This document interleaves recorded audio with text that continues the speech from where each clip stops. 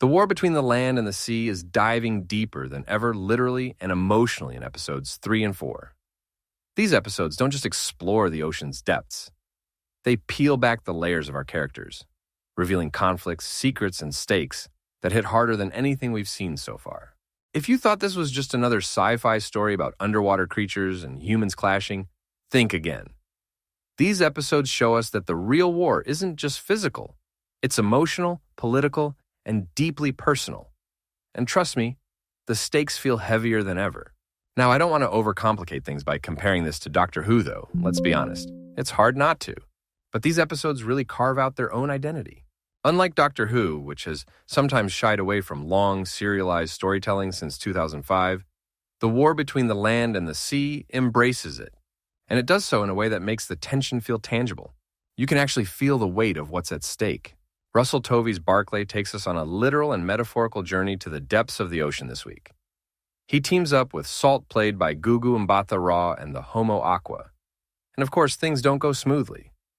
What starts as a mission to broker peace quickly spirals into chaos, forcing both sides to run from unit as tensions boil over. Last week, the show leaned heavily into setup, almost like a courtroom drama. But episodes 3 and 4, they're the opposite. There's still time spent developing relationships, especially between Barclay and Salt. But the story shifts gears fast, escalating internal conflict into full-blown war in a way that feels earned and exciting. The trigger event at the end of episode 3 really flips the script. Suddenly, the side we might instinctively root for, humanity, isn't the hero. The violence has been one-sided, and the show makes it clear we're often the biggest threat to ourselves. That's a bold move, and it works brilliantly. One of the standout moments? Gemma Redgrave as Kate Lethbridge-Stewart. We've always seen Kate as this strong, commanding figure stepping out from her father's shadow. But here we get real vulnerability. She experiences loss not from monsters, but from her own people. It's raw, it's emotional, and it gives Redgrave a spotlight moment that she hasn't always had. I do wish we'd seen more of her connection to one key character before this emotional turn, but it still lands. And then there's the dynamic between Barclay and Salt. Their mutual respect is easy to understand. They represent ideals worth fighting for. But the show also hints at romance, which, honestly, I'm not sure it's necessary. With both their worlds on the brink and both characters being among the most wanted beings on the planet, romance feels secondary. Still, the emotional bond they share adds depth to their story and keeps you invested. Barclay's role as a spokesperson for the world, essentially chosen because he's a good person, feels like a stretch. But at the same time, it fits the story's heart.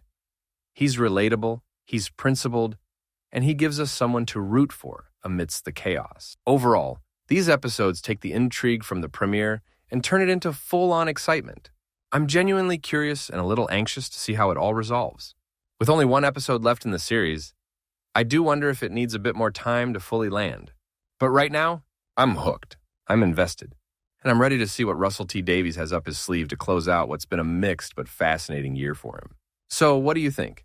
Are you rooting for humanity or the Homo Aqua? And what about Barclay and Salt? Do you buy the emotional connection, or do you think it's unnecessary? Drop your thoughts in the comments below. I want to hear all your theories.